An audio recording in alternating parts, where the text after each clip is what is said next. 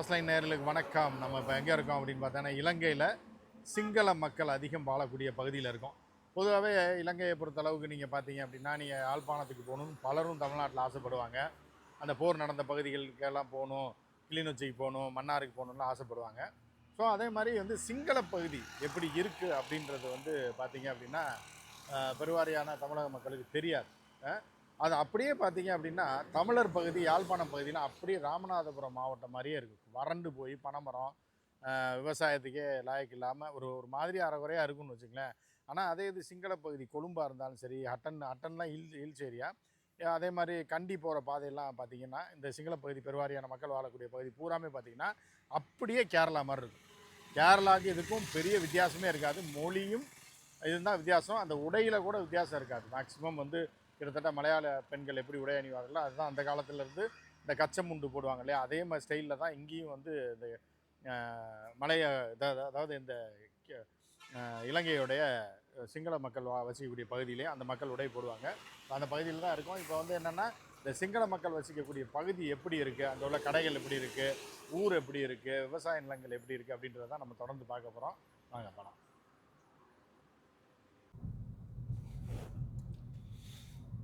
இப்போது இலங்கை தலைநகர் கொழும்பில் இருக்கும். கொழும்பில் வந்து ஒரு முக்கிய நகர்பகுதியிலேருந்து இப்போ கண்டி போயிட்டுருக்கோம். ஸோ இதில் என்ன அப்படின்னு பார்த்தீங்க அப்படின்னா, போருக்கு பிறகு 2010 முதல் முறையாக இந்தியாவிலேருந்து வந்த இலங்கை குறிப்பாக போர் பகுதிகளுக்கு அனுமதிக்கப்பட்ட முதல் ஜேர்னலிஸ்ட்டு நம்ம தான். ஸோ இது வந்து நம்ம தந்தி டிவியில் வந்திருக்கு. 2011 தேர்தல், வடக்கு மாகாண தேர்தல், அதுக்கப்புறம் பார்த்திங்க அப்படின்னா பல்வேறு தேர்தல், அப்புறம் 2014 எம்பி தேர்தல், எல்லா தேர்தலையும் நம்ம அட்டன் பண்ணியிருக்கோம். அதுக்கப்புறம் வந்து இப்போ கிட்டத்தட்ட 15 போர் முடிந்து ஒரு 15 வருடங்கள் கடந்து விட்டது. ஸோ இப்போ இதே கொழும்பு நகரில் அப்படியே போயிட்டுருக்கோம். ஸோ அன்னைக்கு இருந்ததுக்கும் இன்றைக்கும் மிகப்பெரிய மாற்றங்கள் நிகழ்ந்திருக்கு. ஏன்னா அடுத்த ஜென்ரேஷன் வந்துட்டாங்க. அப்போது ஒரு 5 வயது குழந்தைகளாக இருந்ததெல்லாம் இன்றைக்கி 20 வயதுக்கு மேலே ஆயிடுச்சு, இப்படி இருக்குது. ஆனால் அன்னைக்கு டேட்டில் இருந்த கொழும்பு வேறு, இன்றைக்கி உள்ள கொழும்பு வேறு. குறிப்பாக வடக்கு மாகாணத்தை சேர்ந்தவங்கெல்லாம் வந்து கொழும்புக்கு வருவாங்க. அது ஒரு பெரிய ஒரு அந்நிய பகுதியாக தான் இருக்கும். மொழி பிரச்சனை வேறு, அந்த மாதிரிலாம் இருக்கும். ஆனால் இன்றைக்கி நிறையா மாறி இருக்குது. இப்போ நம்ம கூட ஒரு தம்பி வண்டி ஓட்டிகிட்டு வந்துட்டுருக்காரு, அவரை பாருங்கள். அவர் வந்து யாழ்ப்பாணத்தை சேர்ந்தவர். பொதுவாக வந்து அந்த காலகட்டங்களில் பார்த்திங்க அப்படின்னா ஒரு 10-15 வருடங்களுக்கு முன்பு ஜாஃப்னா என்று சொல்லப்படக்கூடிய யாழ்ப்பாணத்தை சேர்ந்தவர்கள் இங்கே பெருசாக வந்து கொழும்பை பயன்படுத்த மாட்டாங்க. கொழும்பில் வேலைக்கெல்லாம் வரமாட்டாங்க. அவர்கள் பகுதியில் தான் இருப்பாங்க, தமிழர் பகுதியில் தான் இருப்பாங்க. ஆனால் இப்போ நிறைய மாற்றங்கள் வந்திருக்கு. நிறையா பேர் வந்து இங்கே வந்து பணிபுரிகிறாங்க. அதே மாதிரி வாகன ஓட்டிகளாக பண்ணுறாங்க, தொழில் பண்ணுறாங்க. அது வந்து இப்போது அதிகரித்திருக்கிறது. இந்த பழைய விஷயங்களெல்லாம் நிறைய மறக்கடிக்கப்பட்டிருக்கிறது. நல்ல விஷயம், நல்லது தான். ஏன்னா நெருக்கடியான கொழும்பு இன்றைக்கி வந்து ஒரு சுதந்திரமான கொழும்பாக இருக்குது. அது ஒரு பக்கம் அது நல்லது தான். ஸோ அதனால் எல்லாமே சகஜ நிலைக்கு இப்போது திரும்பி இருக்குது அப்படின்னு நம்ம பார்க்கலாம். அதுதான் நம்ம பார்த்துட்ருக்கோம்.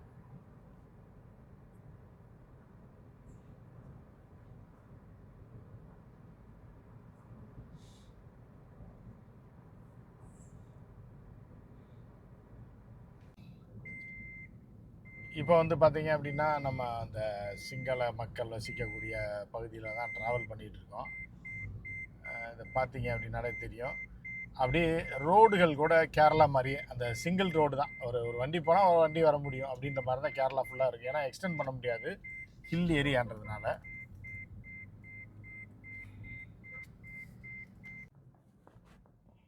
கேரளா போனவங்களுக்கு தெரியும் கேரளா எப்படி இருக்கும் அப்படின்னு. இப்போ பார்த்தீங்களா, அதே ஸ்டைலில் தான் இருக்கும். மலை பாங்கான இடம், அப்படியே மலைகள். இது அப்படியே வந்து நீங்கள் வந்து இந்த மொழி அந்த போர்டை மாற்றிட்டு பார்த்தீங்கன்னா அப்படியே இது ஒரு கேரளா தான். இந்த ஓட்டு வீடுகள்லாம் பார்த்தீங்கன்னா தெரியும். இதுதான் வந்து சிங்கள மக்கள் அதிகம் வசிக்கக்கூடிய மத்திய இலங்கை பகுதி. அதுக்குள்ளே தான் நம்ம போயிட்டுருக்கோம். ரோடு பார்த்தீங்கன்னா தெரியும் உங்களுக்கு, அப்படியே கேரளா மாதிரியே இருக்கும்.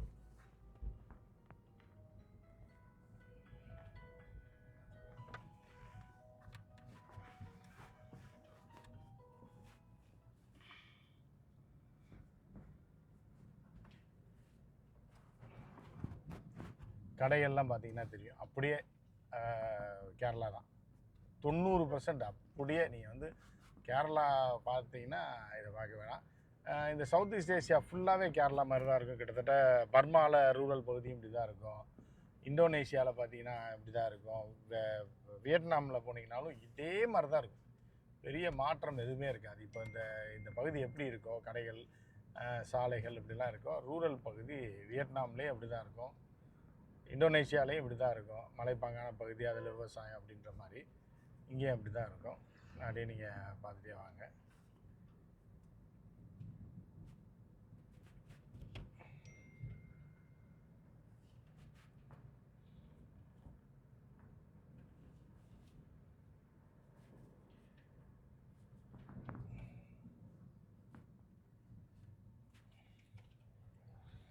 இன்னும் இந்த பகுதி இதை தாண்டி நான் இன்னும் சில பகுதியிலையும் போகும்போது உங்களுக்கு காட்டுறேன். இந்த ஏரியா மட்டும் இல்லாமல் வேறு ஏரியாவும் காட்டுறேன். இது வந்து மத்திய இலங்கை பகுதி, கண்டி போகக்கூடிய பாதையில் தான், சாலையில் தான் இந்த இடம் இருக்குது. பார்த்துட்ருக்கோம். அதே மாதிரி வளைஞ்சு வளைஞ்சு தான் போகும், ஸ்ட்ரெயிட்டாகவே போகாது ரோடு. ஏன்னா மலைப்பாங்கான பகுதினால வளைஞ்சு வளைஞ்சு தான் போகும். பார்க்குறதுக்கு ஒரு மாதிரி அழகாக இருக்கும்.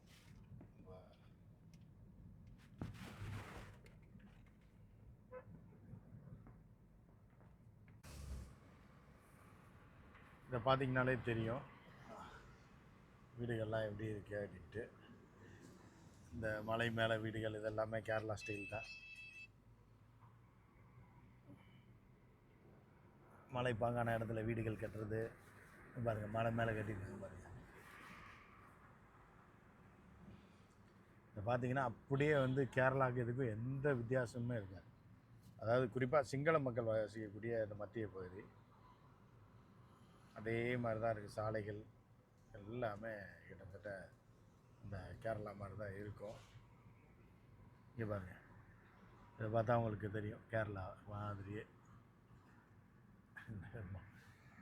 மண் மேடுகள்.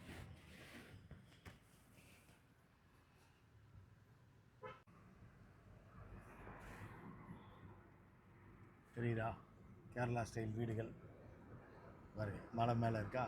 இதுதான்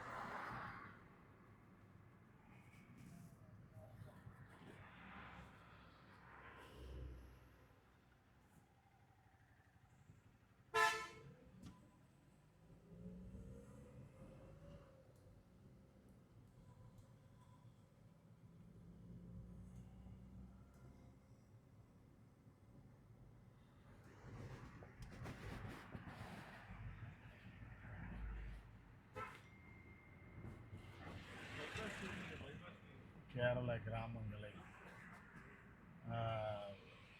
காட்டும் ஒரு இதுதான், ஸ்டைல் தான். கேரள கிராமங்கள் மாதிரி தான் இருக்கும். இந்த காட்சிகளை பார்த்தாலே உங்களுக்கு தெரியும். வீடுகள், கடைகள், ஓட்டு வீடுகள் இதெல்லாமே இந்த கேரளா ஸ்டைலும் இது ஒரே மாதிரி தான் இருக்கும். சிங்கள பகுதி ஒரே மாதிரி தான் இருக்கும். இன்னும் கேரளா ஒத்த அதே மாதிரியான பகுதிகளை நான் இன்னும் உங்களுக்கு போக காட்டுறேன். கேரளா மக்கள் மாதிரியே இங்கே உள்ளவர்கள் யானை மேலே ரொம்ப பாசமாக இருப்பாங்க அப்படின்றது அதே கிட்டத்தட்ட அதே தான் அப்படின்னு சொல்லலாம். கிட்டத்தட்ட மலையாளிகளோட ஸ்டைல் தான் சிங்கள மக்களோட ஸ்டைலாக இருக்கும். பார்த்திங்கன்னா தெரியும் இந்த மலைப்பகுதி வீடுகள் எல்லாம். வீடுகள் மட்டும் இல்லை, இங்கே உள்ள அவங்களுடைய உணவு பழக்கம் பார்த்திங்கன்னா அதே மாதிரி தான். அது தமிழ் மக்கள் அதை தான் சாப்பிடுவாங்க. இடியாப்பம், ஆப்பம், கடலைக்கறி, முட்டை மசாலா, இதுதான் இங்கே கேரளா. இங்கேயும் வந்து இலங்கையிலையும் அந்த உணவு தான் பெருவாரியாக மக்கள் சாப்பிடக்கூடிய உணவு. இப்போ நம்ம எப்படி இட்லி தோசை சாப்பிட்றோமோ இங்கே உள்ளவங்க இடியாப்பம், மீன் கறி, அப்புறம் கடலைக்கறி, அப்புறம் வந்து முட்டைக்கறி, இதுதான் இவங்களும் சாப்பிடுவாங்க.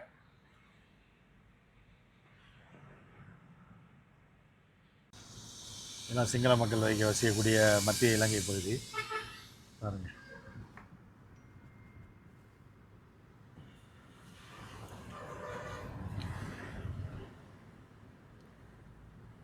அதில் இன்னொரு விஷயம் கேரளாவோட ஒத்து போகிறது என்ன அப்படின்னு பார்த்திங்கன்னா, இந்த கிராமங்கள் இருக்கு இல்லையா, இது எல்லாமே ஹைவே ரோடை ஒட்டி தான் இருக்கும். இப்போ நீங்கள் கேரளாவில் பார்த்தீங்கன்னாலும் ஹைவே ரோடு ஒட்டி தான் வந்து ஊர்களே இருக்கும் 2 சைடும். அதே மாதிரி தான் இங்கேயும் ஹைவே ரோடை ஒட்டி தான் ஊர் இருக்கும். உள்ளுக்குள்ளே போனால் ஒன்றும் இருக்காது. ரொம்ப ஒரு டீப்பாக போனீங்கன்னா ரொம்ப ஏழை மக்கள் தான், இங்கே விவசாயம் பண்ணுறவங்க தான் வசிப்பாங்க இங்கே. அந்த மாதிரி இடமா தான் இருக்கும்.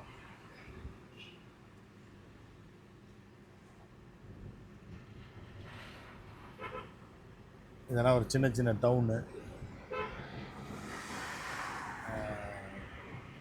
வரகலை போல அப்படின்ற இந்த ஊர் பார்த்தீங்களா தெரியும். இந்த மாதிரி மலை பாங்கான இடத்துல வீடு கட்டி வச்சுருக்கிறது கேரளா ஸ்டைல் இல்லையா, அதே மாதிரி தான் ஓட்டு வீடுகள் அங்கே நீங்கள் பார்த்தீங்கன்னா தெரியும். பாதையை பார்த்தீங்களா, இது அதே ஸ்டைலில் தான் இருக்கும். அம்பே பூஷா அப்படின்றது இந்த ஊர் பேர். அதே மாதிரி ஆலப்புழா மாதிரின்னு வச்சுக்கலாம். பாருங்க வீடுகள் பார்த்தீங்களா கேரளா ஸ்டைல்லே அதே மாதிரி தான் இருக்கும். ஊர்கள் டவுனும் அதே கிட்டத்தட்ட பார்த்தீங்கன்னா அதே மாதிரி.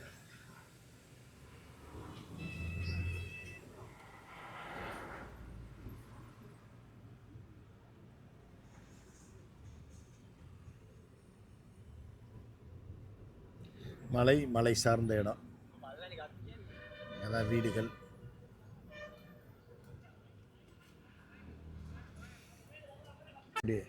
நான் வந்து கேரளா வீடியோவும் உங்களுக்கு போடுற முடிஞ்சா அதுக்கு இதுக்கும் எந்த விதமான மாற்றம் இருக்காது. நான் உடை சொன்னேன்ல, இந்த மாதிரி உடை தான் அவங்க போடுவாங்க. பாருங்கள், அடுத்து ஒரு அம்மா வராங்க. அவங்க வயசானவங்க தான், பட் அவர்களோட உடையை பார்த்திங்கன்னா மிடி தான். மிடி பாவாடை சட்டை. வயசு பிள்ளைங்களும் அதுதான் போடுவாங்க.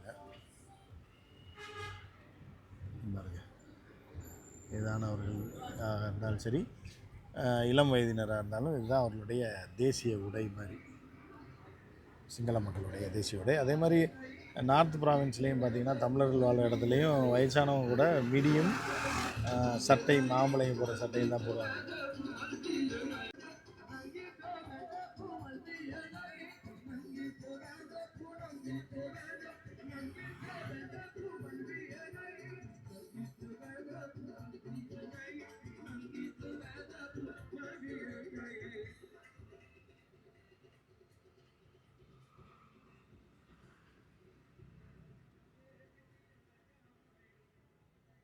இது ஒரு போலீஸ் ஸ்டேஷன் எப்படி இருக்குது பாருங்கள், நீட்டாக. அந்த போலீஸுன்ற அந்த இது இருக்காது, எல்லாம் வெள்ளை கலர் அடித்து ஒரு சாதா ஆஃபீஸ் மாதிரி, கவர்மெண்ட் ஆஃபீஸ் மாதிரி தான் இருக்குது. காவல் நிலையம் என்ன, police station, Sinhala police station இது.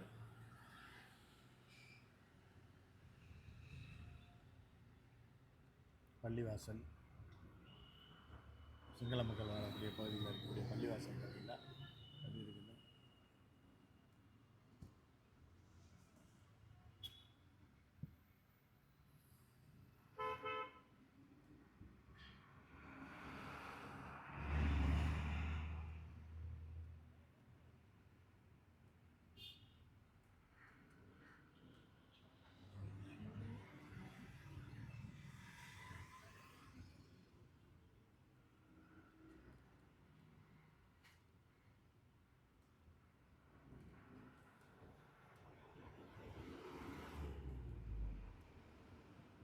பஸ்ஸு பார்த்தீங்கன்னாலும் கேரளா பஸ் மாதிரி தான் இருக்கும். ஏன்னா இது இந்தியாவிலேருந்து இம்போர்ட் பண்ணுறது தான். லேலாண்டு பார்த்தீங்கன்னா தெரியும், அந்த சிம்பிள் தெரியுதா, லேலாண்டு, அசோக் லேலாண்டு, இல்லைன்னா டாட்டா, இந்த 2 கம்பெனி தான். அந்த பஸ்ஸை பார்த்தீங்கன்னாலே தெரியும், அப்படியே கேரளா பஸ் மாதிரி இருக்கும். கலர் தான் வேறு. கிட்டத்தட்ட அந்த ஆட்டோக்கள் பாருங்க, அசோக் லேலாண்டு இந்தியாவிலேருந்து இம்போர்ட் பண்ண பஸ் தான் இருக்குது. பாடியும் வந்து அங்கேருந்து பில் பண்ணி வருதுன்னு நினைக்கிறேன். ஸோ பஸ்ஸு மட்டும் இந்தியாவிலேருந்து தான் இம்போர்ட் பண்ணுவாங்க. பஸ்ஸு, லாரிகள், அப்புறம் லாரி ஜப்பான்லேருந்து வரும். இந்த இதை பார்த்திங்கன்னா கேரளா பஸ் மாதிரி தான் இருக்கும். ஸோ அந்த மாதிரி இந்த மத்திய மாகாணம், இலங்கை சிங்கள மக்கள் வாழும் மாகாணத்தை நீங்கள் பார்த்துருப்பீங்க பகுதியை. இன்னும் பல இடங்களை நான் உங்களுக்கு காட்டுறேன், அடுத்தடுத்து பார்க்கலாம்.